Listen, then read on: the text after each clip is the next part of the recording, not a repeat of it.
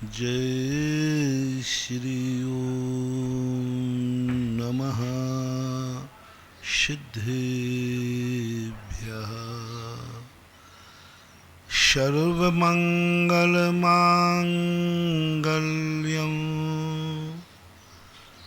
सर्वकल्याणकारकं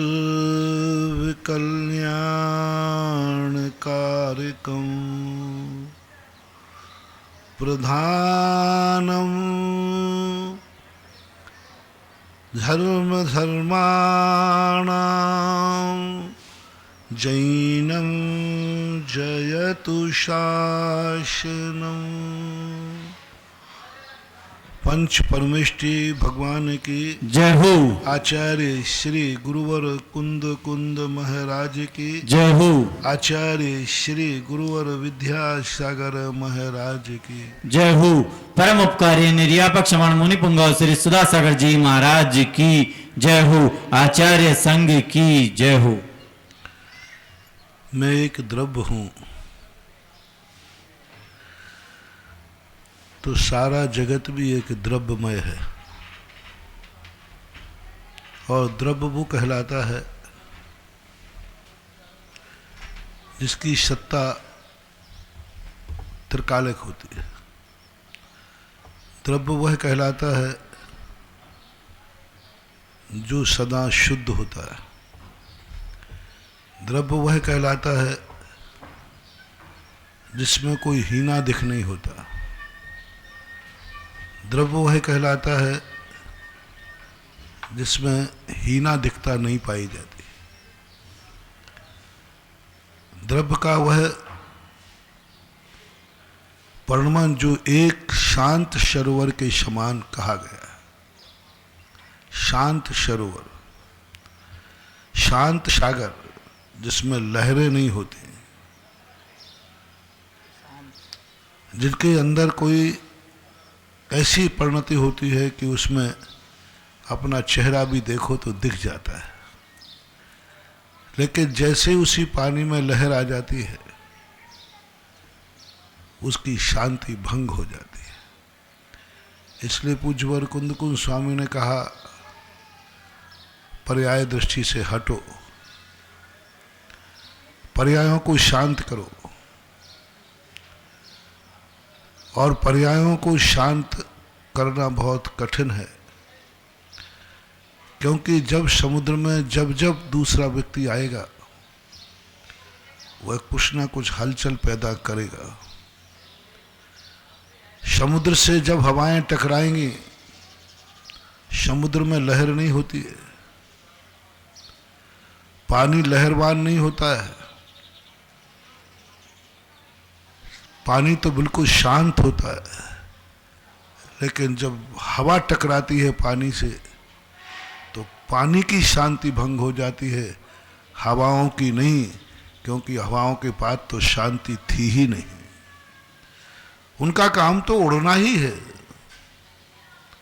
उनका काम तो बहना ही है, उनमें स्थिरता कहाँ है। लेकिन उनकी अस्थिरता से समुद्र में अस्थिरता आ गई। समुद्र का जो शांत सरोवर था वह भंग हो गया,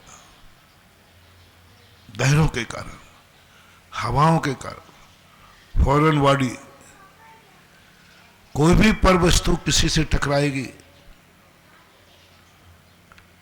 वह नियम से अशांति पैदा करेगी। टकराने वाले के पास तो शांति है ही नहीं, लेकिन वो जिससे टकराता है उसको भी अशांति पैदा कर देता है। बस यही दशा हमारी और सब आपकी हो रही है। अपना आत्मा का स्वरूप शांत सरोवर है, शांत सागर है। जब जब कोई पर वस्तु टकराती है शांति भंग हो जाती है, शांति समाप्त हो जाती है। जब जब, क्योंकि पर वस्तु पर ही कहलाएगी। पर वस्तु जब भी अपने पास आएगी वह कभी शांति दे ही नहीं सकती, असंभव वाली बात है। पराधीन सपने सुख नाई। जब जब हम समझते हैं हमारी ये मृग मरीचिका है, ये सुखाभास है, ये ज्ञानाभास है कि पर पदार्थ यदि सारे मेरी मुट्ठी में आ जाएं तो मैं सुखी हो जाऊंगा। हमारी ये जिजीविषा है, मृग तृष्णा है कि सारी दुनिया के पदार्थ जिस दिन हमारे अनुकूल हो जाएंगे उस दिन हम बहुत शांत हो जाएंगे। महानुभाव, तुम सबसे ज्यादा अशांत हो जाओगे। यदि सारी दुनिया तुम्हें समर्पित हो जाए, एक ही पॉइंट को तुम्हें देता हूं, कोई व्यक्ति आकर कहे मैं आपके लिए समर्पित होता हूं, मैं आपका हूं, जैसा आप उपयोग करना चाहो करो, पसीना आ जाएगा। अब उसकी जिंदगी के संबंध में तुम्हें सोचना है। गुरु महाराज निर्विकल्प नहीं हो पाते, अपने कारण नहीं, शिष्यों के कारण। समाधि नहीं कर पाते गुरु महाराज, आचार्य पद पर रहकर समाधि नहीं कर पाते। क्या कमी है आचार्य पद में? कौन सा पाप करते? आचार्य पद 36 मूल गुणधारी हैं, सब 36 मूल एक से एक अच्छे। जब ये प्रसंग मैंने पढ़ा पूज्यवर शिवकोटि महाराज के भगवती आराधना, आचार्य सल्लेखना नहीं ले सकता, उपाध्याय को सल्लेखना नहीं होती। मैंने कहा आचार्य परमेष्ठी महाराज ने क्या पाप कर डाला ऐसा? उनके 36 मूल गुणों पर चिंतन किया, सब बढ़िया थे। 12 तप शामिल थे। 12 तप में कौन सा गलत है? 10 धर्म थे, 10 धर्म में कौन सी गलती है? 3 गुप्तियां थी, पंचाचार थे, सब कुछ तो सही है। 36 मूल गुण में एक भी कमी नहीं, बल्कि मुनि महाराज से भी ज्यादा गुण हैं। मुनिराज के तो भी उत्तर गुण हैं, आचार्य परमेष्ठी के तो मूल गुण हैं। 10 धर्म 12 तप मुनिराज के उत्तर गुण हैं, आचार्य परमेष्ठी के मूल गुण हैं। वो ज्यादा विशुद्ध हैं, वो ज्यादा तपस्वी हैं, वो ज्यादा धर्मात्मा है, फिर भी उन्हें सल्लेखना से वंचित कर दिया। वंचित कर दिया नहीं, तुम सल्लेखना के अधिकारी नहीं हो। जिस पद को सल्लेखना के लिए मना कर दिया जाए, उस पद के लिए निर्माण के लिए तो मना होगी ही होगी। आज तक किसी आचार्य को केवल ज्ञान नहीं हुआ, आज तक किसी आचार्य ने केवल ज्ञान प्राप्त नहीं किया। इसलिए गणधर परमेष्ठी आचार्य पद नहीं लेते, वे गणधर तो बन जाते हैं। गणधर कोई पद नहीं होता, गणधर तो एक उपलब्धि होती है। आचार्य पद होता है, उपाध्याय पद होता है, लेकिन गणधर कोई पद नहीं है, वो तो उपलब्धि है। मुनि कोई पद नहीं है, मुनि एक उपलब्धि है। हाँ, आचार्य लग गया ना तो फिर गड़बड़ हो गया, वो उपाधि हो गई। गणधर तक ठीक है, गणधर एक उपाधि है, उसे द्वादशांग प्राप्त करना पड़ेगा। गणाचार्य तो फिर भी गण के आचार्य यानी एक संघ के आचार्य, गणधराचार्य तो नहीं बनेगा।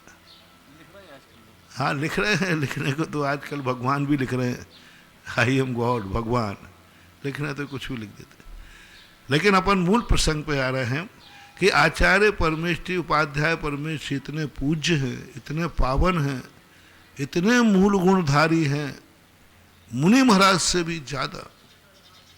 आप देखना मुनियों का और आचार्यों का आचरण, आचार्य का आचरण ज्यादा विशुद्ध है, अधिक है, सब तरफ से, मन से, वचन से, काय से, क्रिया से। उपाध्याय परमेष्ठी भी साधु परमेष्ठी से बहुत श्रेष्ठ है, द्वादशांग के ज्ञाता है, देवता भी जिनकी आराधना करते, इसमें कोई संदेह नहीं। लेकिन पता नहीं क्यों सल्लेखना से वंचित कर दिया। तुम सल्लेखना नहीं ले सकते हो। परम पदम श्रेष्ठ पदम मुनि पदम, तो मुनि बन के आओ। बोले कौन सा पाप छुड़ा रहे हो? 10 धर्म, 12 तप, क्या छुड़ाओगे? इसके अलावा है क्या उनको आचार्य पद पर? उन्होंने कहा सबसे बड़ा विकल्प। फिर मैंने सोचा भगवती आराधना कारण ने ही खोल दिया बाद में जाकर, आचार्य कभी निर्विकल्प नहीं हो सकता, क्योंकि उसके उनके शरणों में शिष्य समर्पित है और उसने अपनी जिंदगी समर्पण करके छोड़ दी है तुम्हारे। अब उस शिष्य का यदि ये उपेक्षा करते हैं, निर्विकल्प होते हैं, तो आपको पलायनवाद का दोष लगेगा, आपने शिक्षा क्यों दी? आचार्य कहे मैं सामायिक कर रहा हूं, उन्होंने कहा नहीं पहले शिष्य की सामायिक कराओ, स्वयं की सामायिक छूटे तो छूट जाने दो। मैं थोड़ी इन शिष्यों के चक्कर में करें या नहीं करें, मैं अपनी सामायिक क्यों छोड़ूं? तो जुनवानी कहती है आचार्य पर छोड़ दो। यदि एक शिष्य के लिए एक आचार्य को सामायिक छोड़ना पड़े शिष्य को सामायिक कराने के लिए, तो जुनवानी कहती चलेगा, तुम्हारा कल्याण होवे या नहीं होवे शिष्य का जरूर होना चाहिए, क्योंकि वो समर्पित है, वो तुम्हारे अधीन है, उसने सब कुछ तुम्हें माना है, तुम्हारे अलावा उसका कोई नहीं है। अब बोलो शिष्यों का कल्याण करने से आचार्य महाराज निर्विकल्प हुए कि सविकल्प हुए? सविकल्प हुए। शिष्य तो सब अनुकूल है ना, प्रतिकूल नहीं है, सब अनुकूल है, समर्पित है। दुश्मनों के सामने यदि प्रतिकूल हो में ना, तो ज्यादा खतरा नहीं है, अनुकूल होने में ज्यादा खतरा है। प्रतिकूल दुश्मन हो तो खतरा नहीं है, उनसे तो हम बच जाएंगे, लेकिन जो अनुकूल हैं उनसे बचना। प्रतिकूल व्यक्ति होगा तो अपन उससे द्वेष करेंगे, और द्वेष व्यक्ति से ज्यादा खतरनाक नहीं है। दुश्मन से हम ज्यादा खतरे में नहीं होते, लेकिन जिनसे द्वेष नहीं हुआ, राग हुआ है, राग किनसे होता है? द्वेष किनसे होता है? जो वस्तुएं, जो व्यक्ति हमारे प्रतिकूल चलता है, जो वस्तुएं हमारे प्रतिकूल होती हैं, वे हमारे देश का निमित्त बनती है। ये व्यक्ति मेरे अनुकूल नहीं है। ये जो सामने खड़े हुए जो बैठे हैं ना, चाय पी रहे हैं, बंद करें, उधर जाके देखें, बैठ के पिए, आगे पीछे करें। गुरु की दृष्टि जहां पड़ रही हो, जिनवाणी के शब्द निकल रहे हो, वहां पर तुम्हारा खाना पीना दिखना नहीं चाहिए। नीचे बैठ के करो या अंदर करो।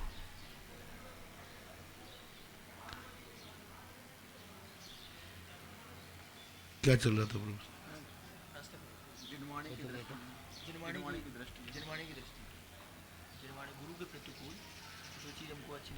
विषय बदल गया ना। गुरु महाराज, हाँ, शिष्य के लिए वहां पर देखो उनका कितना बड़ा सोच जैनाचार्यों का गया कि तुम्हारी दृष्टि में शिष्य अनुकूल प्रतिकूल क्या था, राग और देश का था। देश में देखो, अपन देखना बंधु, अपने अंदर आकुल व्याकुल परिणाम दुश्मन के कारण ज्यादा होते हैं या जो अपने होते हैं उनके कारण होते हैं। सभी लोग अपनी अपनी परीक्षा करो, आप अपने घरों में करो, हम लोग भी यहाँ भक्तों में करेंगे, हम अपने संग में करेंगे और अपनी वस्तुओं पे करेंगे। तुम लोग अपने घर में करें, सब एकदम साइलेंट होकर के सुनो। दुश्मन से अपन को द्वेष होता है, क्योंकि वो हमारे प्रतिकूल है। जड़ भी हो सकती है, चेतन भी हो सकता है। कांटे हमारे प्रतिकूल हैं, हमें उससे द्वेष होता है, झाड़ो इसको, अलग करो। चेतन में भी हमारे प्रतिकूल होगा, हम चाहेंगे कि वो हमारे नजरों के सामने ना आए। हम चाहेंगे कि वो हमसे दूर रहे। द्वेष भाव जागेगा ही जागेगा, क्योंकि संसार में ऐसा परिणाम होता है। चलो जागने दो, कोई घबराओ मत दो, इससे जागता है, क्योंकि वो हमारे प्रतिकूल है। राग किन से होता है? जो हमारे अनुकूल होते, हमारे काम आते, हमारे लिए पूर्णतः समर्पित है।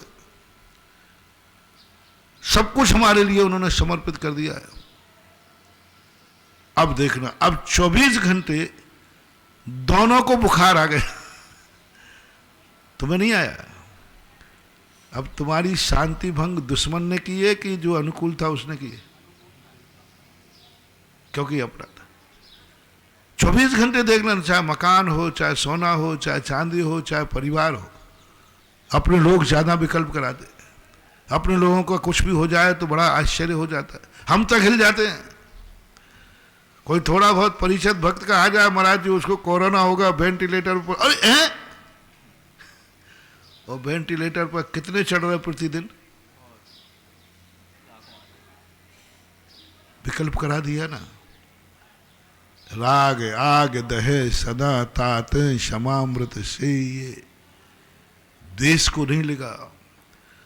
कुंदकुंद भगवान ने भी जब बंद का प्रत्यय लिया तो उन्होंने कहा, रत्तो बंद अधिकम्मम मुंचद जीवो विराग संपन्नो ऐसा जनो विदेशो तम्मा कम्मेशु मां रज्य। तू राग मत कर। राग ज्यादा अनुकूल व्यक्ति ज्यादा परेशान करते हैं। अनुकूल व्यक्तियों से तुम ज्यादा आकुल व्याकुल हो गए। बीतराग शब्द ही राग इसके निषेध से बना। बीत द्वेषी नहीं कहा, बीत रागी कहा, क्योंकि जिसने बीत राग की हो जाएगा वो तो बीत द्वेषी हो ही जाएगा। लेकिन बीत द्वेषी होने वाला बीत रागी हो, ये कोई नियम नहीं है। द्वेष यदि नहीं कर रहा है तो ये मत समझना कि ये राग नहीं कर रहा है, लेकिन ये निश्चित है जहां जहां राग कर रहा है वो किसी ना किसी से द्वेष जरूर कर रहा है। एक से राग कर रहा है, दूसरे से द्वेष जरूर होगा। अपने आप अविनाभाव संबंध है जैसा। तो इसलिए दुश्मनों के साथ में हमें जल्दी बैराग आता है। यदि सारे अपने दुश्मन बन जाएं तो अपन को बहुत बैराग आएगा। संसार बेकार है, बदमाश है, झूठे हैं, ठगेत हैं। यदि हर व्यक्ति अपन को ठगे ना, हर व्यक्ति अपने साथ धोखा देवे ना, तो अपन को बैराग आ जाएगा। जो व्यक्ति अपन को धोखा दे, संसार का स्वरूप यदि तुम्हें समझाना है, बताना है, तो मेरे समझाने से आप नहीं समझोगे। मैं कहूँगा जगत बेकार है, जगत का, तुम कहते महाराज बहुत अच्छा है। कहाँ आप? ये जगह सब धोखे की ठाटी है, सब बदमाश है, सब कुछ है, तो आप नहीं समझोगे, आपके ज्ञान में नहीं आएगा। लेकिन आपको कोई धोखा देवे, सारे जहां जाओ वहीं धोखा दे, तो आप उल्टी कहते पाओगे, महाराज ये संसार बहुत धोखेबाज है, आप सही कहते थे, मैंने पहले क्यों नहीं माना? बोले अब मैं ठगा गया। हम कहते ये सब परिवार वाले सब धोखे की ठाटी है, ये सब परिवार कोई नहीं साबे, सुत दारा हो ये न सीरी, सब स्वार्थ के हैं भीरी। हम लोग खूब चिल्ला चिल्ला के थक जाते, खूब कहते, शास्त्र भरे पड़े, कोई नहीं सुन रहा है। और यही बात तुम्हें कब समझ में आएगी मालूम? जब घर वाले ही तुम्हें धोखा दे दें। घर वाले ही तुम्हारे लिए कोई धोखा दे दें, परिवार वाले तुम्हारे प्रतिकूल हो जाए, परिवार वाले तुम्हें दुश्मन बना दें, बन जाए तुम्हारे, और तुम्हारा बुरा सोचने लग जाए, तुम्हारे साथ बुरा करने लग जाए, तुम्हें हर चीज पर तुम्हें ठगने लग जाए, बेईमानी करने लग जाए, झूठ बोलने लग जाए, तुम्हें मारने पीटने पर उतारी हूं, तुम्हारे साथ ठगी करने लग जाए, फिर देखो आपका, मैं भी इतना शायद अच्छा नहीं बोल पाऊंगा। ये परिवार के संबंध कैसे हैं? मैं तो शास्त्रों के रटे लोग हम लोग बोलेंगे, और उसमें भी अच्छा नहीं बोल पाऊंगा। तुम कहते हो महाराज जी बात सही लिखी है, सुत दारा और ना शीरी, हमारे ये पत्नी है ना, ये तो मुझे बहुत तलाक देने पर उतारू है। मैंने कहा तुम्ही ने कहा था ये तो हमारी प्राण प्यारी है, अब क्या हो गया? महाराज जी बहुत धोखेबाज है, बहुत बदमाश है, जितना जितना तुमने प्राण प्यारी कहा उससे ज्यादा अब तुम घृणा कर रहे हो। इतनी घृणा कि उसको घर में भी रखना पसंद नहीं कर रहे। और कहोगे महाराज जी मेरी भूल थी, मेरी चूक थी, मैंने ये राग करके गलती की, मैंने गलत नंबर डायल कर लिया। अनुकूल व्यक्ति जितनी दुनिया पर पदार्थ अपना अनुकूल होता जाएगा, मत समझना बंधुओं तुम निर्विकल्प होते जाओगे, तुम्हारा शांत सरोवर का आनंद ले पाओगे नहीं, पर जब भी आएगा लहरें उठाएगा। जैसे मैंने प्रारंभ में कहा ना, समुद्र में पानी में कोई लहर नहीं होती, लेकिन जब जब हवा समुद्र से गुजरती है समुद्र में अशांति हो जाती। अपने अंदर आत्मा से स्वाभाविक कभी अशांति नहीं निकलती, हो ही नहीं सकती। जब जब हमारी जिंदगी में कोई पर वस्तु आएगी, अनुकूल वस्तु की बात कर रहा हूं, प्रतिकूल नहीं, प्रतिकूल को मन, जब जब कोई वस्तु हमें अनुकूल मानने आएगी, मुझे भगवान मानेगी, मुझे गुरु मानेगी, मुझे सब कुछ मानेगी, स्वयं चरणों की धूल बनेगी और कहेगा लो मैं सारी जिंदगी तुम्हें समर्पित करता हूं, समझ लेना बहुत बड़ा संकट आ गया तुम्हारे ऊपर, बहुत बड़ा संकट आ गया। अभी तो तुम्हें अपने संबंध में ही सोचना था, अब उसने समर्पण कर दिया, अब उसका भी सोचो। तीसरा आ गया, तीसरा भी सोचो, अब उन्हीं का सोचते रहो। आचार्य परमेष्ठी जैसे परमेष्ठी को कह दिया तुम निर्विकल्प नहीं हो सकते, क्योंकि तुम्हारे सामने सारे शिष्य तुम्हारे आज्ञाकारी हैं, तुम्हें भगवान मानते हैं,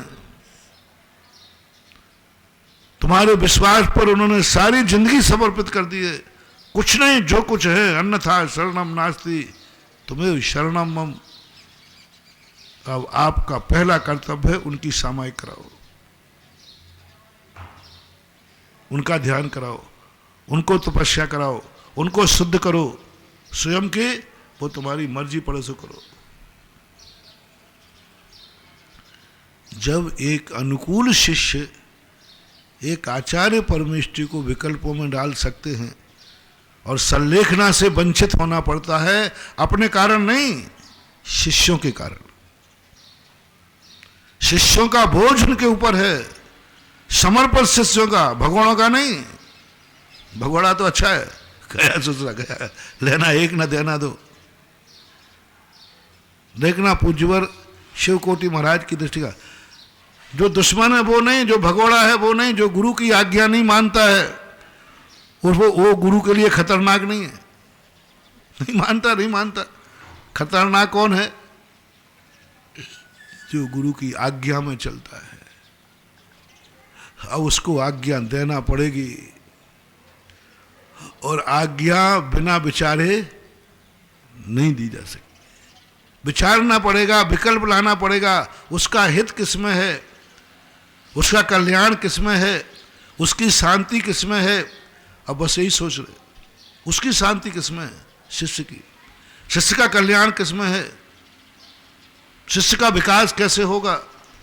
बस ये द्वंद्व उनको 24 घंटे चलता रहता है। इसलिए उन्होंने कहा पहले शिष्यों का दायित्व छोड़ करके आओ।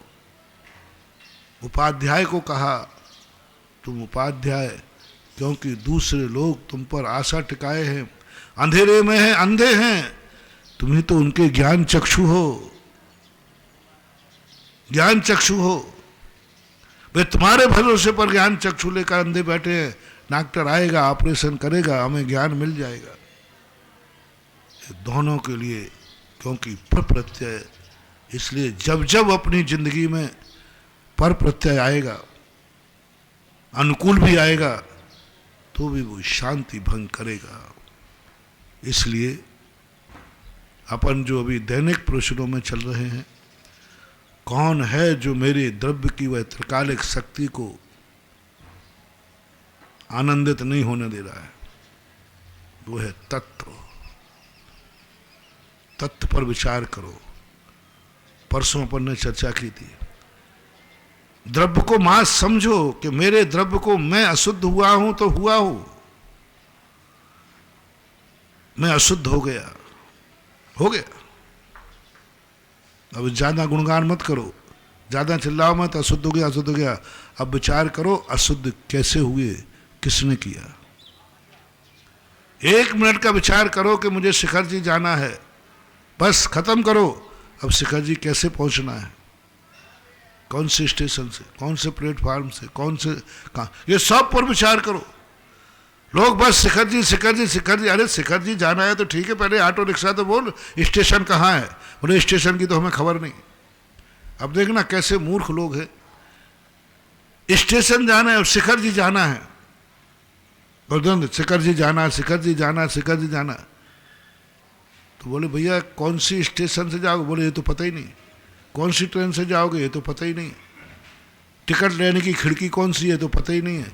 किस प्लेटफार्म पे गाड़ी आएगी खबर ही नहीं है। और शिखर जी जाना है, पहुंच जाएगा। आज यही हो रहा है। तो 2 दिन पहले मैंने कहा था, सारे लोग बहुत अच्छे लक्ष्य बनाए हुए हैं। समय सार पढ़ने वाला शुद्ध लक्ष्य बनाता है। जितने भी सम्यक दृष्टि बनने के प्रयास करते हुए सब शुद्धि बनाते, सबके लक्ष्य में कोई कमी नहीं है, सब शिखर जी जाना चाहते। लेकिन दुर्भाग्य यह है कि वे शिखर जी पहुंच नहीं पा रहे। विचार इस पर करना है। कौन नहीं चाहता कि मैं आत्म तत्व को प्राप्त करूं? कौन नहीं चाहता कि मैं शुद्ध आत्मा का अनुभव करूं? कौन नहीं चाहता है कि मैं मोक्ष जाऊं? कौन नहीं चाहता है कि आत्मा का परमानंद मुझे प्राप्त हो? लेकिन ये बात सोचते सोचते अनंत काल निकल गया। विचार करो महानुभाव, क्यों प्राप्त नहीं हुआ? तुम्हारा लक्ष्य तो गलत नहीं है ना? लक्ष्य तो गलत नहीं है। भूल कहां हो रही है? भूल कहां हो रही है? भूल ये हो रही है, हम स्टेशन नहीं जानते। किसी ने बताया स्टेशन, मुझे स्टेशन नहीं जाना, मुझे शिखर जी जाना है। ऑटो वाले ने कहा साहब कहाँ जाना? बोले शिखर जी। तो ये तो स्टेशन तक ले जाएगा। उतर गया वो, बोले स्टेशन नहीं जाना मुझे शिखर जी जाना है। कितने लोग अपने आप को मुमुक्षु मान रहे हैं, शिखर जी जाना, शुद्ध आत्म तत्व को प्राप्त कर रहे हैं। लेकिन शुद्ध आत्म तत्व को प्राप्त करने की बात आई, बोले मुझे ये नहीं चाहिए। एक भगवान के पास पहुंचा, बोले भगवान मुझे भगवान बनना है।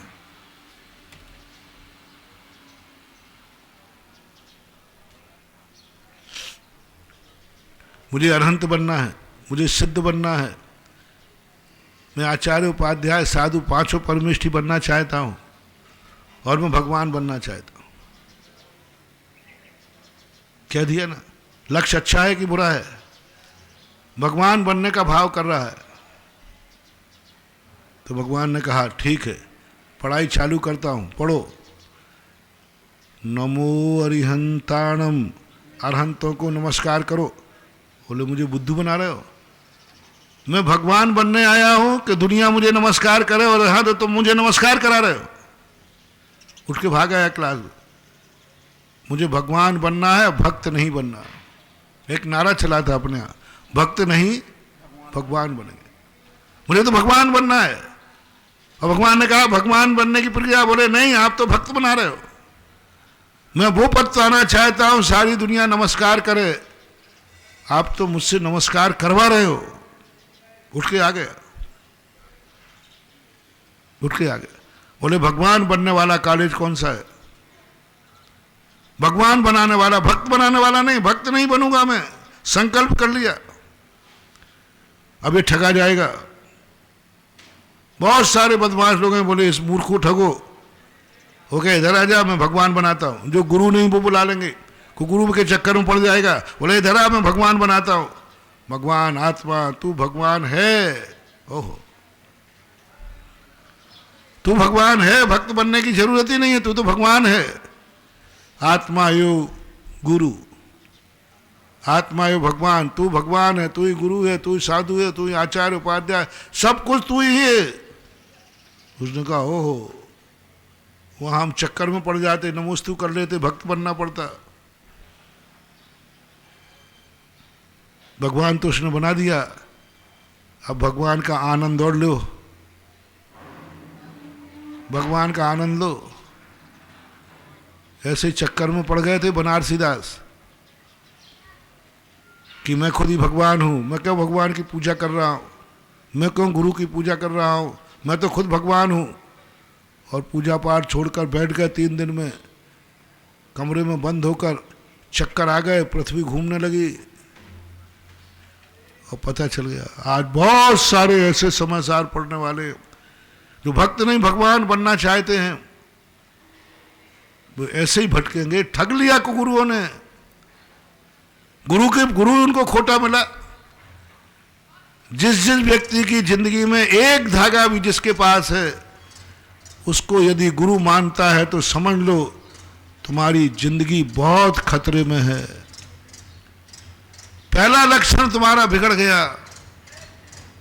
इसलिए मैंने बहुत दिन पहले कहा था, तुम क्या हो इसका सवाल नहीं है। तुम पापी हो, तुम द्रोणी हो, तुम अज्ञानी हो, तुम बहुत मूर्ख हो, तुम बुद्धू हो, तुम मिथ्या दृष्टि हो, सारे दुर्गुण तुम्हारे में, कोई फर्क नहीं पड़ता। पहले अपने आप को सुधारने की चेष्टा मत करो, अपने आप को संभालने की चेष्टा मत करो। तुम जो हो वो बने रहो। इतना पूछ रहा हूं, तुम्हारा गुरु कैसा है? तुम्हारा गुरु कैसा है? जो गुरु तुम्हारी जिंदगी को चला रहा है, जिसके निर्देशन पर तुम चल रहे हो, जो तुम्हें ज्ञान दे रहा है, जो तुम्हें पढ़ा रहा है, जो तुम्हें रास्ता बता रहा है, वो कैसा है? वो कैसा है? बस यदि वो चोखा है तो घबराने की जरूरत नहीं है। यदि वो खोटा है तो निश्चिंत होने की जरूरत नहीं, तुम्हारा विनाश निश्चित है। एक धागा भी जिसके पास है वे कान खोल के सुने। धार्मिक क्षेत्र में एक धागा भी कह रहा हूं, जिसके पास है, यदि उसका दिया हुआ ज्ञान को मान करके तुम गुरु मान रहे हो तो बस तुम मिथ्या दृष्टि हो, पत्थर की नाव में बैठे हो, डूबोगे डूबोगे डूबोगे। आकाश के तारे नीचे आ सकते हैं, ऊंट सुई की छिद्र से निकल सकता है, लेकिन एक धागा भी जिसके पास है, यदि वो उसको गुरु मानता है तो उसका कल्याण कभी हो नहीं सकता। गुरु जो मानता है, एक धागा भी कहा, ज्यादा तो बहुत बड़ी बात हो गई। अब ऐसा गुरु, ऐसा भगवान के पास भी ऐसे ही, जिनवाणी भी ऐसे ही, तीनों के लिए ये चोखे बनाओ। पहले समंतभद्र महाराज ने पहले कहा, तुम्हारा भगवान कैसा है? क्या भगवान को पहचानते हो? पूरे रत्ननाथ शाब्काचार में शाब्काचार शुरू कर दिया। एक पापी को, एक मिथ्या दृष्टि को, एक असंयमी को उपदेश दे रहे हैं। गजब। समंतभद्र महाराज की शैली पर मैं बहुत कायल हूं। गजब की शैली, गजब की शैली, बहुत मनोवैज्ञानिक शैली, धार्मिक विज्ञान। उन्होंने कहा, एक पापी, अशुद्ध, कसाई, व्यसनी, सर्वदुण संपन्न आया समंतभद्र महाराज के सामने। उन्होंने उसका कुछ भी नहीं त्याग कराया, उन्होंने कुछ त्याग नहीं कराया। ना तो उससे उनसे कहा कि तुम ये पाप छोड़ दो, तुम्हें गंदगी, ये चर्चा ही नहीं कर रहा। पापी है वो, कह रहा मैं पापी हूं, अनजान चोर हूं, मैं सब दुर्गुणों से संपन्न हूं। पर समंतभद्र महाराज उसके दुर्गुण छुड़ाने नहीं बैठे। एक शब्द भी नहीं कहा, तू रात्रि भोजन छोड़ दे, तू शराब छोड़ दे, तू जुआ छोड़ दे, तू गाली देना छोड़ दे, तू मांस खाना छोड़ दे, तू दुनिया भर कुछ भी नहीं बोले। बस तू जैसा है बना रहा है, तेरा भगवान कैसा है। रत्नाकर आचार्य की शुरुआत में सबसे पहला पापी को उपदेश दे रहे हैं, ध्यान रखना। अनादि मिथ्या दृष्टि को उपदेश दे रहे हैं, कसाई को उपदेश दे रहे हैं, सर्व दुर्गुणी को उपदेश दे रहे हैं। पहला उपदेश, भगवान को पहचानो। भगवान कैसा होना चाहिए तुम्हारा, भगवान कैसा है। प्रारंभ की गाथाओं में चित पिपासा जरातंक जन्मांतक भयस्मया नराग द्वेष मोह से हस्याप्तता सा प्रकीर्तते। और भी कहा उन्होंने, 3-4 गाथाएं कहीं अनंत भगवान के संबंध। आप कैसा हो, आप तो मनोल्लंघ आदि, उनका स्वरूप का पहचानो। बस तुम चिंता मत करो अपनी, तुम बने रहो, जितने पापी बनाना हो बने रहो। भगवान चोखा होना चाहिए, भगवान शुद्ध होना चाहिए, भगवान शुद्ध होना चाहिए, उसमें कमी ना हो, उसमें बट्टा ना हो। भगवान 16 बन्नी का होना चाहिए, थोड़ा सा भी दाग ना हो तेरे भगवान में, थोड़ा सा भी। और तू पूरा कालिया है, तू पूरा पापों से भरा है, लेकिन भगवान में, मेरे भगवान में एक पाप नहीं। महानुभाव, तुम्हारा मन पापा, तुम्हारा वचन पापा, सब प्रकार से तुम पाप हो, सब प्रकार के पापी हो तुम। घबराना नहीं, घबराना नहीं। महाराज मेरा क्या होगा, मेरा तो मन बहुत पापी है, मेरी आंखें पापी है, मेरे कान पापी है, मेरे हाथ 24 घंटे महाराज मैं तो पापी करता हूँ। घबराओ मत, ये बता दो तुम्हारा भगवान कैसा है। उसमें तो कोई पाप नहीं है, उसमें तो कोई खोट नहीं है, वो तो चोखा है कि नहीं, बस इतने पर ध्यान लगाओ। सारे जगत के श्रापकों से मेरा कहना है, आज के प्रवचन का मूल स्रोत, तुम इस चिंता में मत पड़ो कि तुम क्या हो, तुम इस चिंता में पड़ो तुम्हारा भगवान कैसा है, तुम्हारा भगवान कैसा है। बस उसमें कमी मत रखना, उसको खोटा मत स्वीकार करना, उसमें धब्बा स्वीकार मत करना। जिंदगी में यदि इस कलयुग में आप कुछ भी ना कर पाओ, एक भी पाप ना छोड़ पाओ तो कोई बात नहीं, बस चोखा भगवान को पहचानने की कला सीख लो। हमारा भगवान चोखा है, बस ये निर्णय करना है अपन को। ताकत लगा दो, स्वाध्याय करो, तप करो, चिंतन करो, मनन करो, मेरे भगवान में धब्बा नहीं होना चाहिए। बस समंतभद्र महाराज कहते कोई चिंता मत कर। त्याग की चर्चा तो 45-50 गाथाओं के बाद की है। बता वो गुरु ने त्याग कराएंगे, बता चिंता मत कर, भगवान बोले। गुरु चोखा है कि नहीं, गुरु को पहचान ले। यदि गुरु चोखा है, मत सोचो तुम कितने खोटे हो।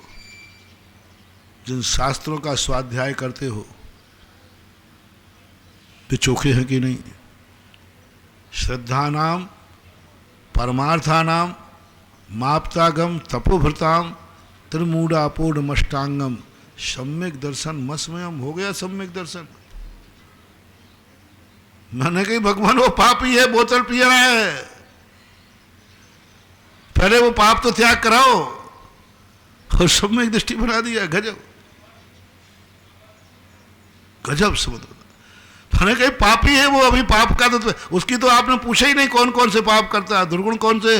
बोले बाद में पूछूंगा, पहले तो उसको सम्यक दृष्टि बना दूं।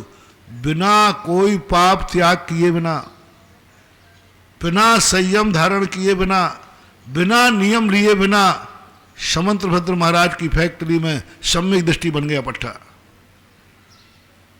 गजब का है। कैसी फैक्ट्री है पता नहीं आई,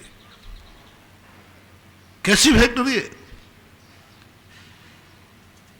भील बन गए सम्यक दृष्टि, मछुआरे बन गए सम्यक दृष्टि, त्रियंच बन गए सम्यक दृष्टि। पता नहीं जिनको देखो वही सम्यक दृष्टि बन रहा है। और भगवान पहले आप थोड़ा सा आप बोले उसका, बस उससे इतना पूछ लो तेरा देव सात गुरु सच्चा है कि नहीं। परमार्थ भूत देव सात गुरु पर सच्चा है। तीन मूर्ताएं तो नहीं है, को गुरु को तो नहीं मानता, को शास्त्रों को तो नहीं मानता, को देवों को तो नहीं मानता। और अंत में कहा सम्यक दर्शन, 8 मदों से रहे थे, सम्यक दृष्टि, सम्यक दृष्टि। अब सम्यक दृष्टि बनने के बाद अब कहते हैं बाद में मध्यमास मधुत्यागई सहाणु व्रत पंचकम घृणाम आदि, ऐसा कुछ कहा, अष्टम गुणा ग्रहण, ग्रहण, हाँ 8 गुणा। उसके बाद कहा पहले सम्यक दृष्टि बना दिया और सम्यक दर्शन के बल पर देवंत बना दिया, चक्रवर्ती बना दिया, सब बना दिया। उसके बाद जाकर के ज्ञान की चर्चा कर ली। अब कहते हैं बेटा सम्यक दृष्टि को ये पाप शोभा नहीं देते। अरे पहले कहता जब तक तू ये पाप नहीं छोड़ेगा तब तक तू सम्यक दृष्टि नहीं हो सकता। कायदा से तो यही होना चाहिए, नैतिकता तो यही बोलती है। पहले उसके पापाचार छुड़ाओ, नैतिकता बुलाओ, तब कहीं जाकर के उसको बात करो। नहीं, अब कहते हैं कि तू सम्यक दृष्टि हो गया ना, मैंने सर्टिफिकेट कर दिया। सम्यक दृष्टि को ये पाप शोभा नहीं देते। सम्यक दृष्टि देख, तुझे देवता जय जयकार कर रहे हैं और तू शराब पी करके नाली में पड़ा है। देख तुझे देवता क्या क्या कर रहे हैं, शर्म कर। बस उसके बाद उन्होंने त्याग की चर्चा की। तो हम भी आपसे कहना चाहते हैं, इस भव में सबसे पहले अपनी जिंदगी का एक धागा भी जिसके पास है, यदि गुरु मान रहे हो तुम उसको, ज्ञान लेना बुरा नहीं, धागा देखो एक धागा भी है तो वह तुम्हारा गुरु नहीं हो। यदि तुम गुरु मान रहे हो तो तुम्हारी नैया डूबेगी, तुम लाख उपाय करना कुछ भी नहीं मिलेगा। गुरु तुम्हारी जिंदगी में आया हुआ है, इसलिए तुम अपने द्रव्य की शक्ति जान रहे हो लेकिन प्राप्त नहीं कर रहे। शिखर जी जाना चाहते हो लेकिन आज तक नहीं पहुंच पाए। शुद्ध होना चाहते हो, शुद्ध नहीं हो पाए। सिद्धालय जाना चाहते हो, सिद्धालय नहीं पहुंच पाए। क्यों? क्या कारण? कारण पर विचार करो, कारण पर विचार करो। कहीं गुरु खोटा तो नहीं है? खोटे गुरु, जैन खोटे गुरु की बात करा रहा हूं। हमेशा शिखर जी की चर्चा करेगा, शिखर जी ये है, शिखर जी ये है, सिद्धालय। एक खोटे गुरु की जो अपनी गद्दियों पर बैठते हैं, जो पंडित लोग जो तुम्हें प्रवचन देने आते हैं, जो तुम्हारे दशलाक्षण पर्व में आते हैं, इनमें कौन खोटा पंडित है, कौन खोटा गुरु है, उसकी पहचान बता रहा हूं। श्रोताओं सुनो कान खोल करके, पंडितों को नहीं समझा रहा हूं, श्रोताओं को समझा रहा हूं। श्रोता सुनो, जो श्रोता प्रवचन की गद्दी पर बैठकर मात पूरे 10 दिन सिद्धालय की चर्चा करे, सिद्धों का स्वरूप ऐसा है, सिद्धों का आनंद ऐसा है, सिद्ध ऐसे हैं, सिद्ध ऐसे हैं, तुम्हारा मन ललच जाएगा, तुम सिद्ध बनने को तैयार हो जाओ। शुद्ध आत्मा का वैभव जब प्रदर्शित करता है ना कोई व्यक्ति, अच्छे अच्छे लोगों को उस शुद्ध आत्मा की अनुभूति का भाव जाग जाता है। ओहो, ऐसे आत्मा का स्वरूप। तो तुम्हें मन ललचा दिया, तुम्हारा मन बना दिया, और पूनम हो गई तो पंडित जी चले गए। अब साल भर तुम तड़पते रहो शेख चिल्ली बनकर, वो सिद्धालय कम मिलेगा, वो आत्मानुभूति कम मिलेगी। इसलिए जो हमेशा, और कौन सा पंडित तुम्हारे लिए ठीक है? जो पंडित एक है कि देखो शिखर जी तो जाना है, भगवान तो बनना है, लेकिन भगवान बनने के पहले हमें अपन किनके पास गए थे? भगवान तो चोखा था, तो अब विकल्प मत करो। हम तो भगवान बनने गए थे, वो तो कह रहे नमो हरिहंताणाम, नमस्कार करो। बोले कर लो, कर लो, यही रास्ता है, नमस्तु करो। हम भगवान बनने जा रहे हैं और वे नमस्कार करना सिखा रहे हैं, भक्त बना रहे हैं। हमारा लक्ष्य भगवान बनने का और क्रिया भक्त की हो रही है।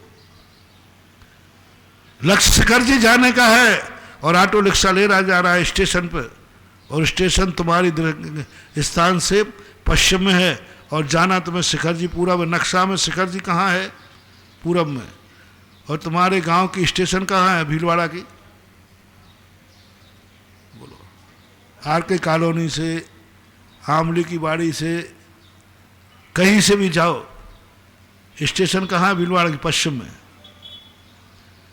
और ऑटो रिक्शा, और तुमने नक्शा देख लिया शिखर जी कहाँ है? पूरब में। और ऑटो रिक्शा कहाँ ले जा रहा है? पश्चिम में। तो क्या बुद्धू बना रहा है मुझे? मैं नक्शा देखने वाला इंजीनियर हूं, इंजीनियर। शिखर जी पूरब में है, तू पश्चिम में क्यों ले जा रहा है? बिल्कुल पश्चिम में ले जा रहा है। कूद पड़ोगे तुम, ये ऑटो रिक्शा वाला ठगी है। क्योंकि तुम्हारे खोटे गुरु ने शिखर जी का तो महिमा बताई है, लेकिन शिखर जी जाने वाली ट्रेन की स्टेशन पश्चिम में है वो नहीं बताया। तो भड़क गए, भड़क गए, जैसे वो सरदार भड़क गए थे, आत्मा की अनुभूति करने आए थे। और मैंने पूछ लिया नाश्ते में क्या खाया है? भड़क गए कि मैं नाश्ता की बातें करने नहीं, मैं आत्मा की बातें करने आया हूं। भड़क जाते हैं बहुत सारे लोग, जितने निश्चयभाषी होते हैं ना, समय सारा दिन, इनको कोई क्रियाकांड की त्याग की भड़कते हैं। वहाँ क्या रखा है? बारात सुना रहे हैं त्याग की बातें, ये करने की बात है, मुझे इससे क्या लेना देना है? नरकों की बातें सुना रहे हैं, निगोद की बात, क्या लेना देना है? भड़क जाते, प्रचुरों से उठ जाते, आते ही नहीं है। बोले महाराज सुनाएंगे क्या? मुझे पूरब को जाना है, उनके पास ऑटो रिक्शा पश्चिम ले जाने वाला है। पूज्य बसुनंदी महाराज के मूलाचार की टीका में एक प्रश्न उठाया, मुझे शिखर जी जाना है, सिद्धालय जाना है, मुझे नरक निगुद की यात्रा क्यों करा रहे हो? निगुद का स्वरूप बता रहे, पर्याप्ति अधिकार में, अपर्याप्तों का स्वरूप बता रहा है, एक इंद्रिय। मुझे यहां जाना नहीं है, मुझे तो सिद्धालय जाना है, मैं मुनि हूं। बोले इनको जाने बिना आप सिद्धालय पहुंच नहीं सकते। जब तक इनको कुचलते हुए जाओगे क्या? एक इंद्रिय जीवों को समझो। बोले मुझे एक इंद्रिय नहीं बनना है, मुझे सिद्ध बनना है, सिद्ध का स्वरूप समझाओ। बोले सिद्ध को स्वरूप समझे हमने के पहले एक इंद्रिय का स्वरूप समझना पड़ेगा, नहीं तो इनको कुचलते हुए तुम सिद्धालय जाओगे, हत्यारे बनकर सिद्धालय में स्थान नहीं मिलेगा, लौट के आना पड़ेगा। बता रहे पहुंचना निश्चय में है, समझा व्यवहार रहे। हमारा लक्ष्य निश्चय का है, होना ही चाहिए, लेकिन क्रिया में व्यवहार, दृष्टि में निश्चय, क्रिया में व्यवहार, दृष्टि में मंजिल, क्रिया में जीना रास्ता। दृष्टि मंजिल में मंजिल की है कि मंजिल पहुंचना है, लेकिन क्रिया उपयोग आचरण जीना पर, रास्ते पर चलने का होना चाहिए। प्राप्त करना निश्चय को, लेकिन क्रियाएं व्यवहार की करना चाहिए। व्यवहार की क्रिया किए बिना गड़बड़ मामला है। हमें निश्चय प्राप्त करना है, व्यवहार से क्या लेना देना, ये तुम्हारी भूल है, खोटे गुरु का उपदेश है, खोटे गुरु का उपदेश। जहां जहां व्यवहार की क्रियाओं को हे कहा जाए, समझ लेना ये खोटा गुरु है, खोटा पंडित है। और जहां ये कहा जाए ये व्यवहार की क्रियाओं को तुम्हें करना पड़ेगा, स्टेशन तुम्हें जाना पड़ेगा। भूल जाओ अब शिखर जी को, अपने ज्ञान में रख लो, स्टेशन पहुंचो, स्टेशन जाने वाले ऑटो रिक्शा को पहचानो, वहाँ खिड़की पे जाओ, टिकट ले लो, जेब में रख लो, बस अब शिखर जी भूल जाओ। अब ध्यान में आओ, प्लेटफार्म कौन सा है, कौन सी गाड़ी में बैठना है। गाड़ी आ जाए तो सीट देखो, शिखर जी मत चिल्लाओ, ये देखो सीट कौन से नंबर की है। ये ज्ञान का अभाव हो रहा है आज, इसलिए समय सार पढ़ने के बाद भी समय सार का आनंद नहीं। क्यों? हमारी जिंदगी में उन गुरु ने ये नहीं बताया कि समय सार पहुंचने के लिए आपका पर प्रत्यय को छोड़ना पड़ेगा। पर तुम्हारी जिंदगी में आ रहा है, पर का आलम्बन तुम्हारी जिंदगी में आ रहा है, तुम्हारी आत्मा पराधीन हो रही है, तब तक तुम सुख का आनंद नहीं ले पाओगे। इसलिए तो देखो ना, जितने ग्रस्त पंडित होते ना, ये कोई भी त्याग नहीं करते। वो कहते ये तो क्या है, इस सब में आत्मा का अनुभव हो रहा है, कुछ नहीं हो रहा है बंधु, कुछ नहीं हो रहा है, थोड़ा पुण्य का आनंद आ रहा है। जितने आप देख लेना, इनके त्याग के भाव होते ही नहीं, क्योंकि इनको पढ़ाया गया कि पर प्रत्यय कोई है ही नहीं बाधक, तुम तो अपनी आत्मा में लीन हो जाओ। अस्थि कथन, विधि कथन, नास्ति कथन, निषेध कथन पसंद नहीं। तत्वार सूत्र को निकाल दिया उन्होंने, क्योंकि पूरे तत्वार सूत्र जो हमारे यहाँ गद्दियों पर वाचन होता था, आज गद्दियों से वाचन उठ गया। क्यों?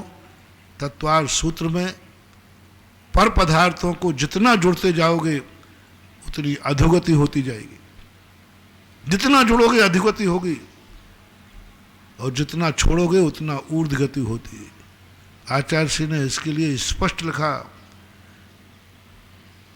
स्पष्ट रूप से तुला हमें बतलाती है, भरी पालड़ी नीचे जाती, खाली ऊपर जाती है। तराजू बता रहे, जितना ज्यादा हमारे ऊपर पर का भार रहेगा उतना हम नीचे जाएंगे, और जितना पर का भार हल्का होगा हम ऊपर जाएंगे। इसलिए अपन इतने दिनों से समझ रहे हैं, सांप से दूर हटते हटते अभी 9 कर्म पर अपन आए थे। कहीं हमारी जिंदगी में कहीं 9 कर्म तो बाधक नहीं बन रहा है, हमें कौन विकल्प करा रहा है? 9 कर्म। तुम 9 कर्म के अधीन हो, 9 कर्म तुम्हें नहीं बांधे हैं, तुम 9 कर्म से बंधे हो। आकुल व्याकुल। इसलिए मैंने प्रारंभ में कहा था, सबसे पहले उन 9 कर्मों पर विचार करो जो तुम्हारे हैं, जिनको तुम मान ही नहीं रहे, मेरे अहित करने वाले हैं। क्या उनके प्रति तुम्हारा लगाव है? 9 कर्म की तरफ से देखो। एक व्यक्ति गाय लेके जा रहा था बांध के, शिष्य से गुरु ने पूछा, कौन किससे बंधा है, कौन किसको बांधे है? शिष्य ने कहा, साहब ये ग्वाला गाय को बांधे, गाय बंधी है।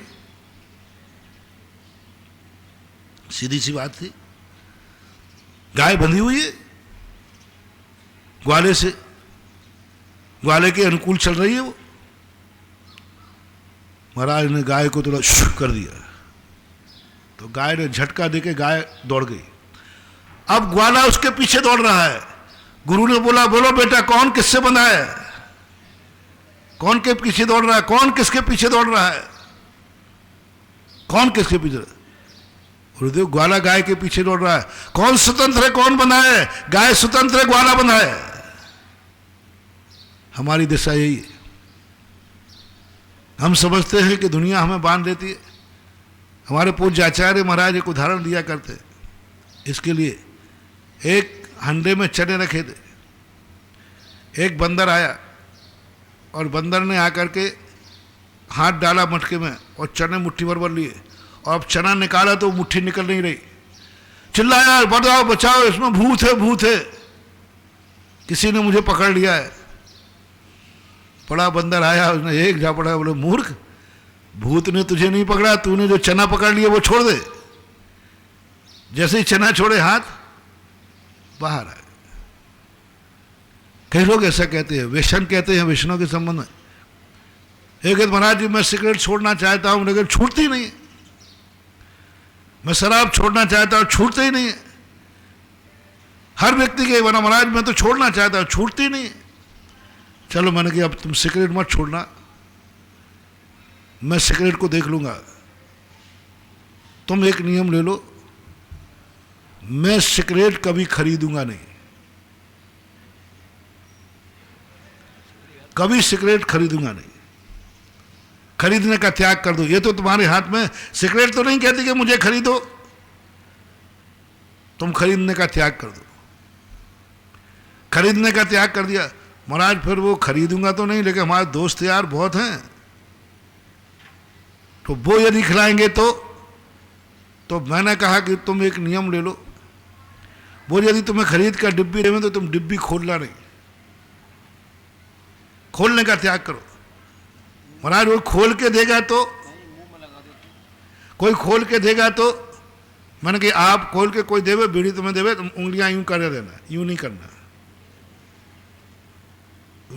पहले तो उंगलियां यूं करना।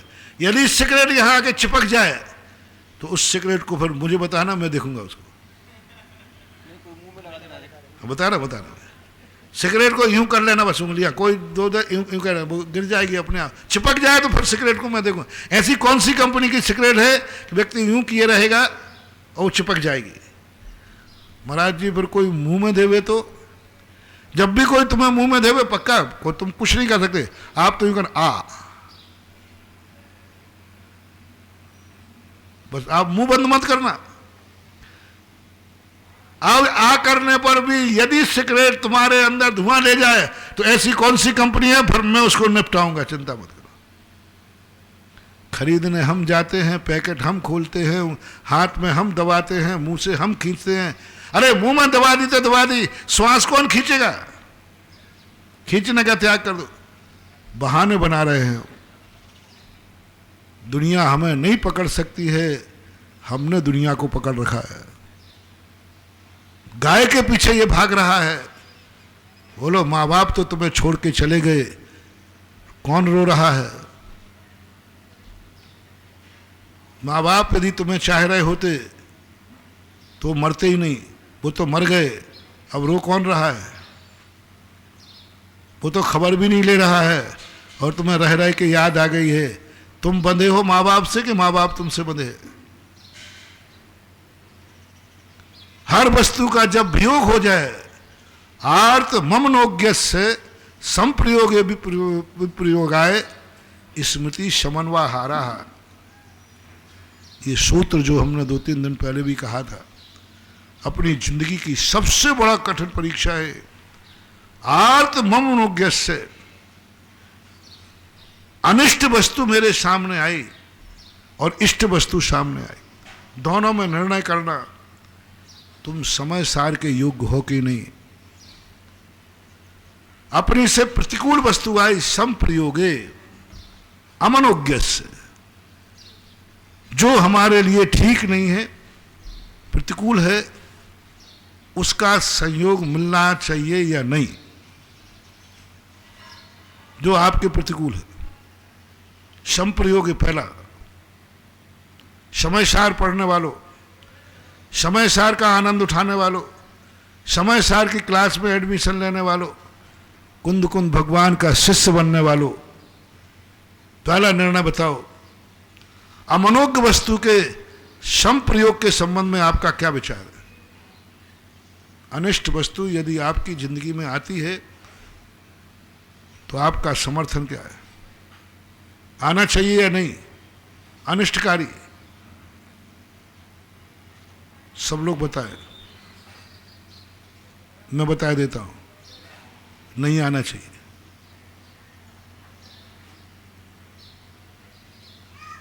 मुनिव्रत खंडित नहीं हुआ, आर्त ध्यान हुआ, लेकिन हम समय सार के पढ़ने लायक नहीं हैं, क्योंकि हमने कह दिया अनिष्ट वस्तु संप्रयोग है। मेरे जीवन में अनिष्ट वस्तु नहीं आना चाहिए, हमेशा अपन यही चिंतन करते हैं। कोई अनिष्ट व्यक्ति नहीं है जिसको मैं नहीं चाहता हूं, जो मुझे नहीं चाहता है, जो मेरे काम का नहीं है, वो मेरी जिंदगी में नहीं आना चाहिए। ये 99 कितने % सारे समय सारियों से पूछता हूं।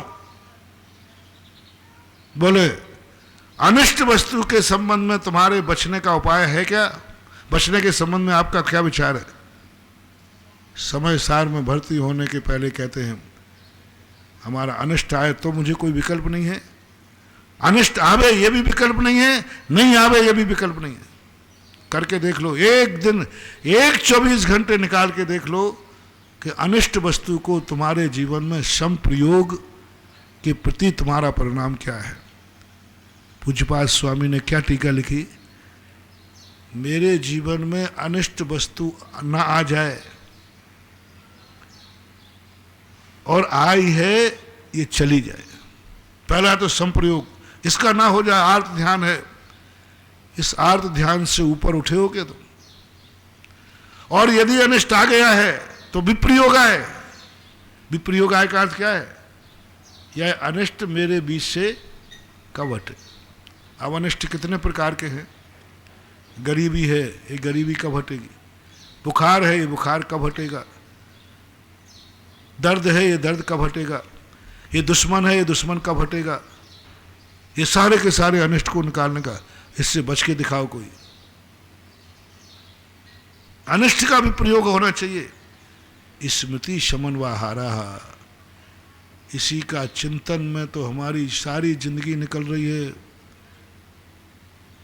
सारी जिंदगी निकल रही है गरीब की, दुखे की। और तद विपरीत के विपरीत मनोज्ञ से हमारे जीवन में इष्ट वस्तु सब तरफ अनुकूल बनी रहे। जो आज प्रश्नों के प्रारंभ में कहा था, कौन व्यक्ति है इस संसार में जो ये नहीं चाहता हो कि मेरे चारों तरफ हमेशा अनुकूलता बनी रहे। सब अनुकूलता है, जितनी संसार की अनुकूलता है सब मेरी जिंदगी में आना चाहिए। कौन नहीं चाहता अनुकूलता? कौन नहीं चाहता? मेरे से पूछोगे, मैं तो चाहता हूं, इसलिए मैं कुंद कुंद की क्लास में भर्ती हुई नहीं। मैं वो जो कुंद कुंद का आनंद है वो आ ही नहीं रहा। कुंद कुंद का वो आनंद है, शुद्ध आनंद, वो है ही नहीं आज पंचम काल। वो तो 11वें 12वें गुण स्थान में आने वाला है। क्यों अपनी झूठी साखी हाँक रहे हो? क्यों झूठा कहने को तैयार हो रहे हो? मैं आत्मा का आनंद ले रहा हूं, मैं समय सार का आनंद ले रहा हूं। कहां ले रहा है पहले ये बता। इष्ट का संयोग कौन नहीं चाह रहा है आज कि मैं सदा स्वस्थ रहूं, मेरे जीवन में कोई प्रतिकूलता नहीं आए। हवाएं भी चलें तो मेरे अनुकूल चले, रास्ता चले तो हमारे अनुकूल चले, मक्खी भी उड़े तो मेरे अनुकूल उड़े। अरे हर चीज में अपन अनुकूलता चाह रहे। ये आर्त ध्यान है। शुक्ल ध्यान की चर्चा करते हो, समय सार शुक्ल ध्यान की दशा का नाम है। शुक्ल ध्यान अपर नाम शुद्ध उपयोग, शुद्ध उपयोग अपर नाम शुक्ल ध्यान। इति पूज्यवर जयसेन स्वामी टीका में कहते हैं। अब अपन आर्त ध्यान, अभी धर्म ध्यान तक नहीं पहुंचे अपन। आर्त ध्यान क्या है? अनिष्ट से बचने का उपाय और इष्ट के सहयोग का चिंतन करना, ये सब आर्त ध्यान के अंतर्गत आएगा। जब जब हम नौ कर्म को दो रूप में देखें, इष्ट के रूप में और अनिष्ट के रूप में, दोनों प्रकार का नौ कर्म आपके लिए हानिकारक है। नौ कर्म की पराधीनता। निर्णय करे तुम्हारे मन में किसी नौ कर्म से अपना कार्य कराने का भाव तो नहीं है। कोई ऐसी समस्या बहुत बड़ा, अब समय सार के बिल्कुल निकट हो, बिल्कुल निकट हो, 1-2 पेपर रह गए हैं बस। नौ कर्म और कर्म, और ये नौ कर्म क्या है? तुम्हें शुद्ध बनना है, शुद्ध बनना है। और ये नौ कर्म क्या है? 3 प्रकार के मल हैं ये। तुम पूज्य बनना चाहते हो, 16 के बनना चाहते हो, तो इन 3 मलों से को बचो।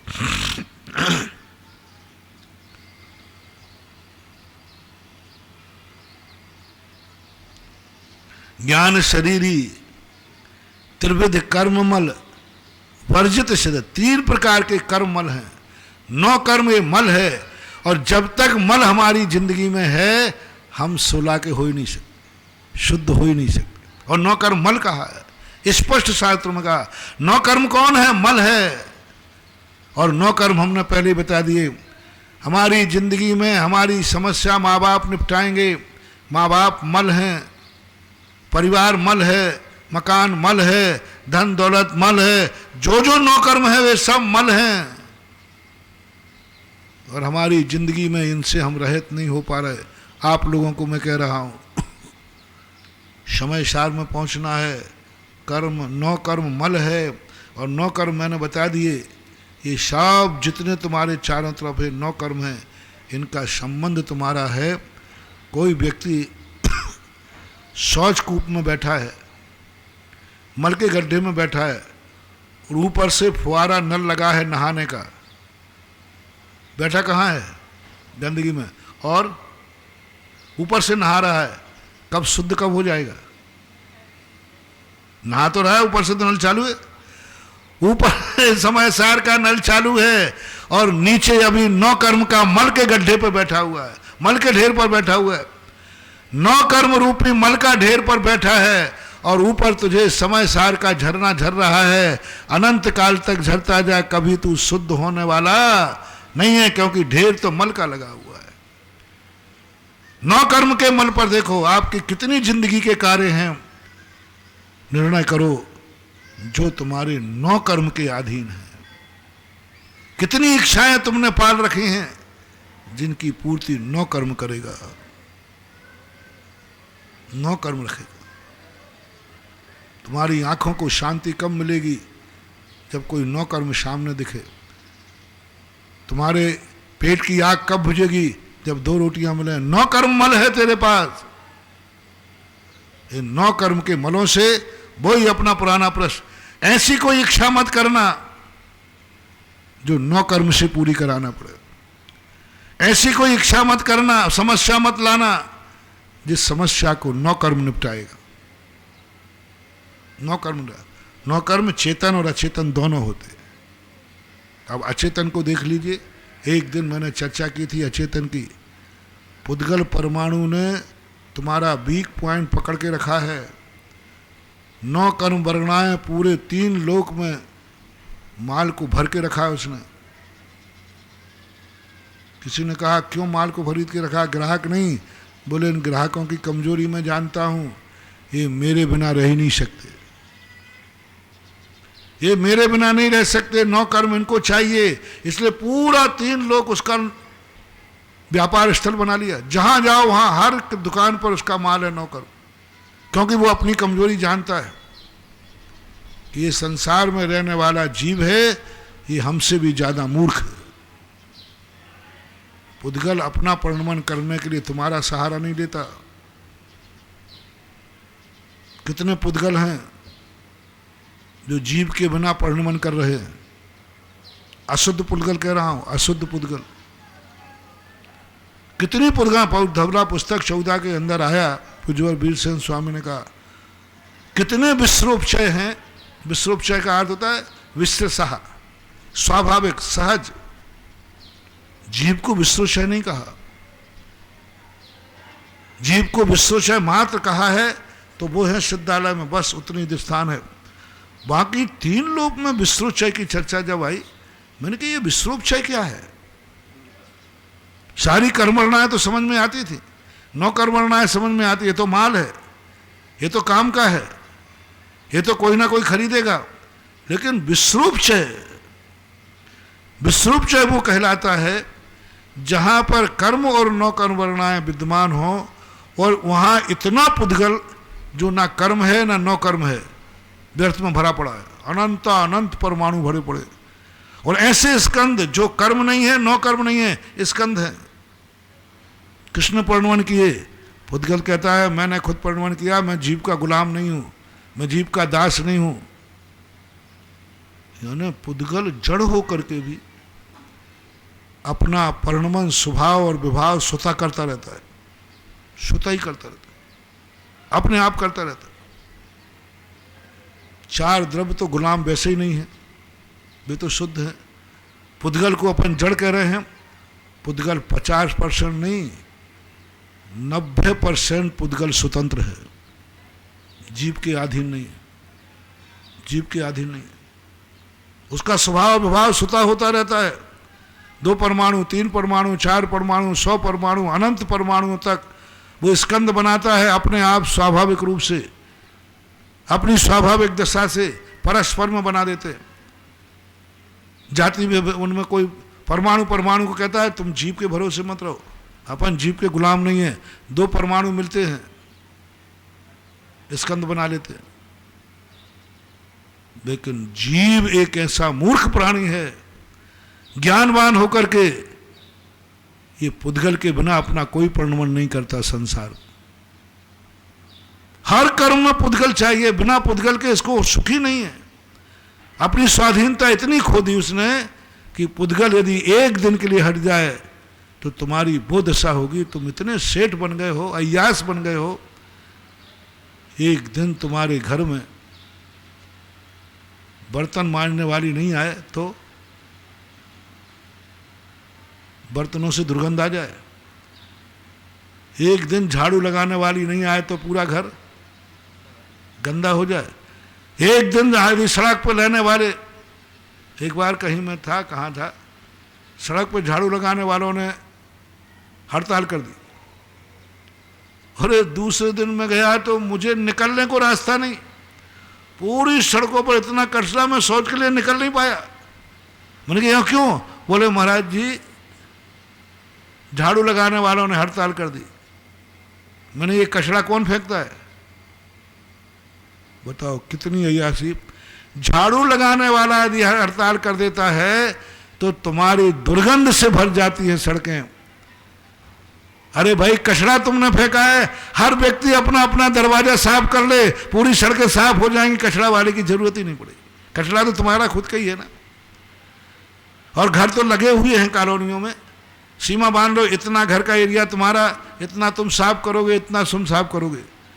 लेकिन मनुष्य इतना गुलाम हो गया कि एक झाड़ू लगाने वाला भी अंतर हड़ताल कर दे तो उसका सुख खत्म हो जाता है, उसका आनंद खत्म हो जाता है। उसके जिंदगी में 2 दिन काम करने वाली नहीं आए, घर की महिलाओं के क्या हाल हो जाते हैं, सेठों के घर के।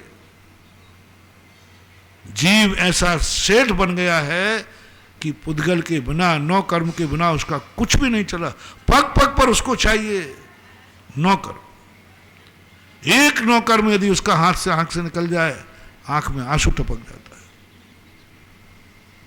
क्योंकि उसे मालूम है इसके बिना मैं जी नहीं सकता।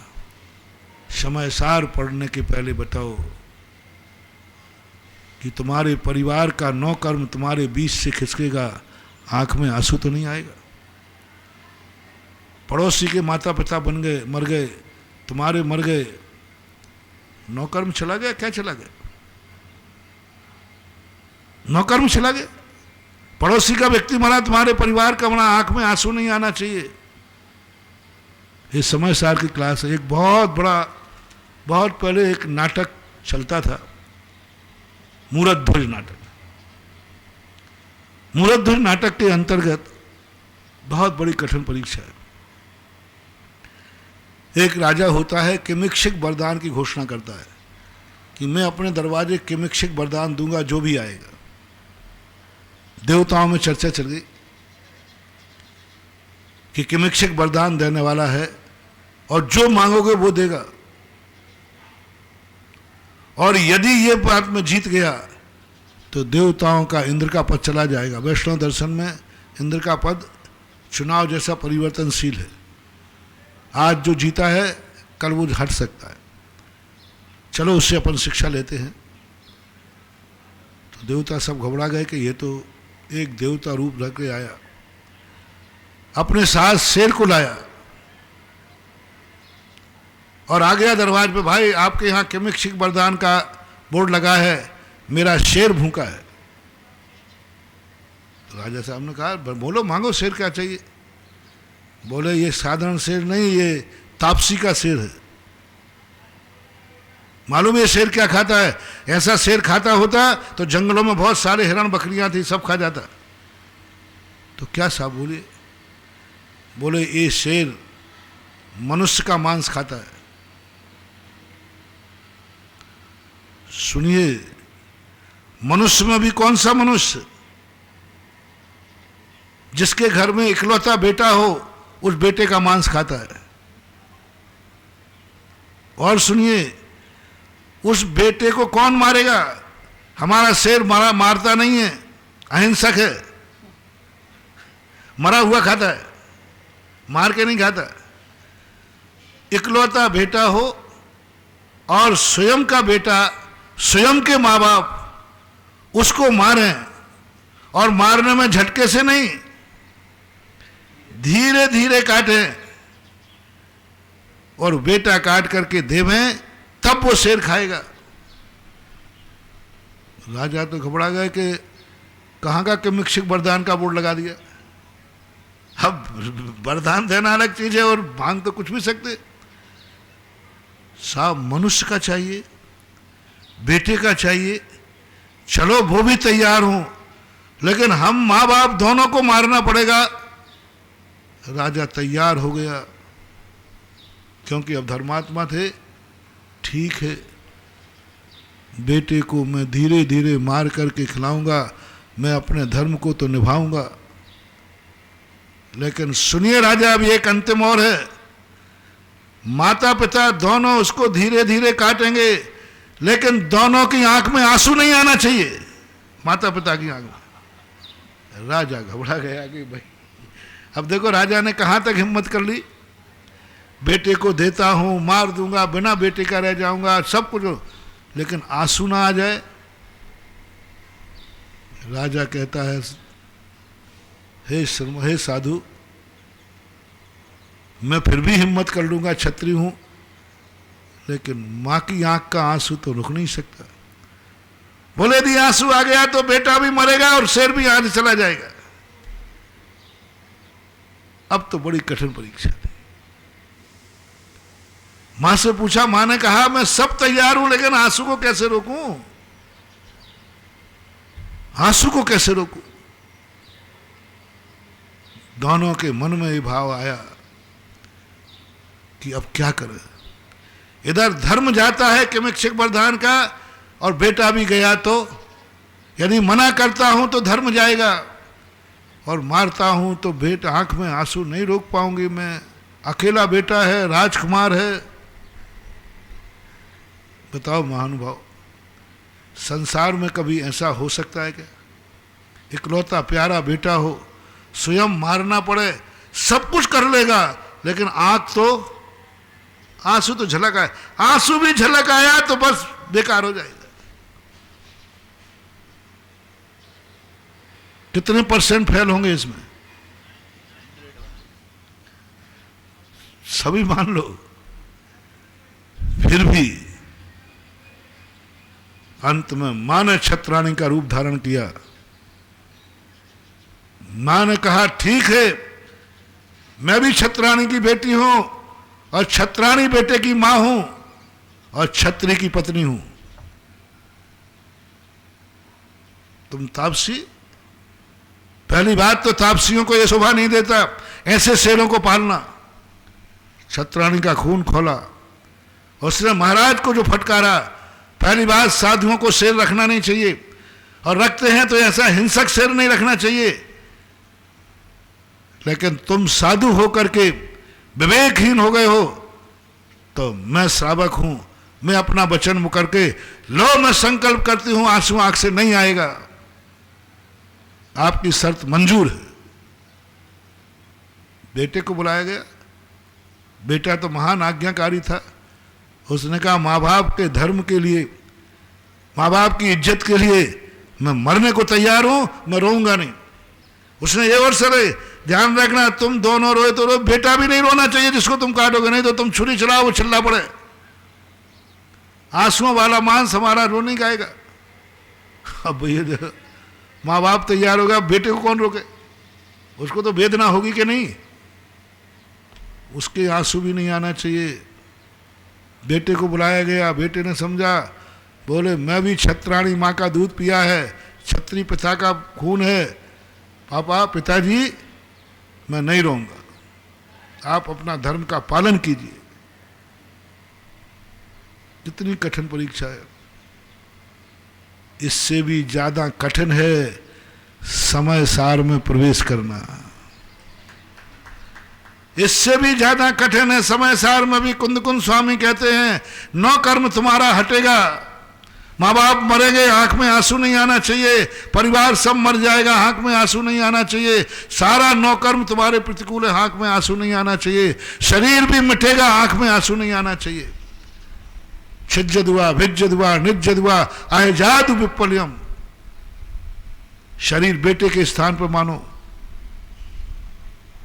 ये शरीर कटेगा, पिटेगा, टुकड़े टुकड़े करे जाएंगे। छिज्जदुआ भिज्जदुआ निज्जदुआ अहजादु विप्पल्यम जम्मा तम्मा गच्छदु तहा बिन परिग्रह मज्ज।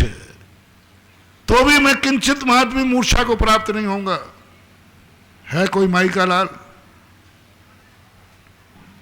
है कोई बेटा जिसको मां बाप स्वयं काटेंगे और चीखेगा नहीं, आंसू नहीं आएगा। तेरा शरीर स्वयं तपस्या से कटेगा, उपसर परिसों से छीन होगा, स्वयं, कोई दूसरा नहीं।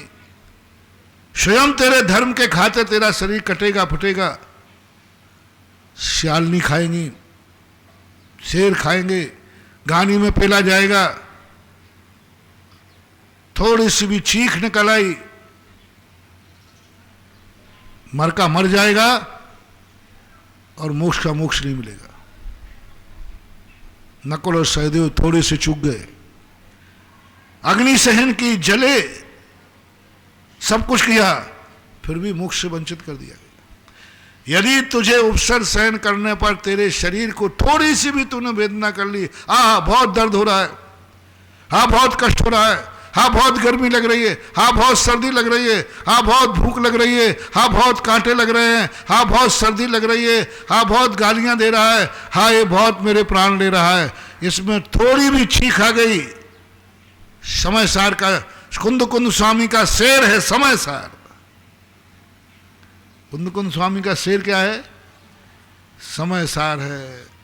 कुंद कुंद समय सार रूपी शेर को मुमुक्षु के सामने खड़े हैं।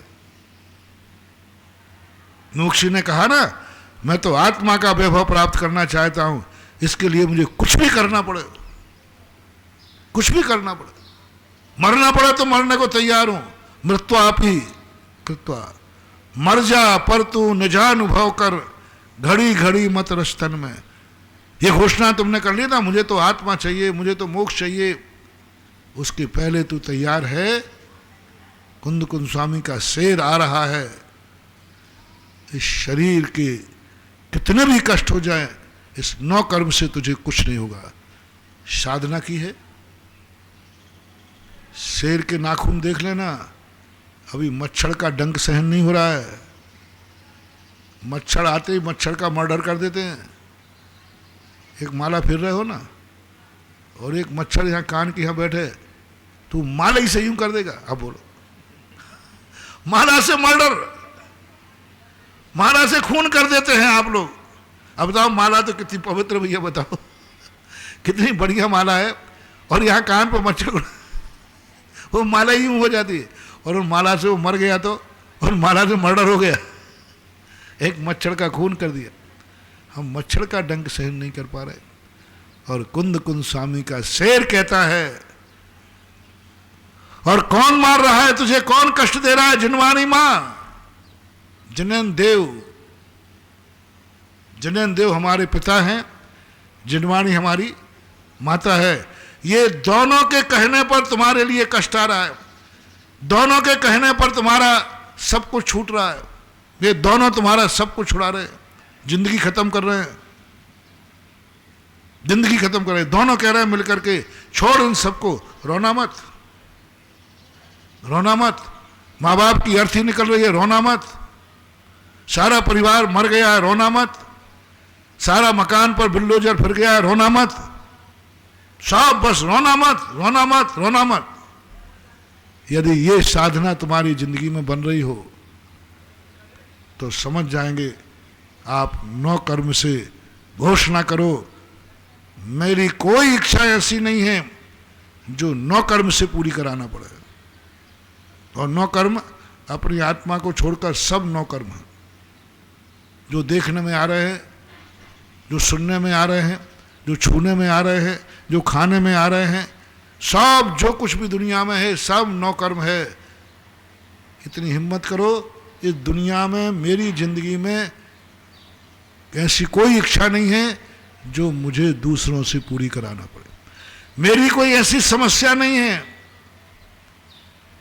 जो मुझे इन सब से दूर कराना पड़े, कोई नहीं। मैं समस्या को स्वयं अपने सिर पर लेता हूं और घोषणा कर दो, मुझे मंजूर है,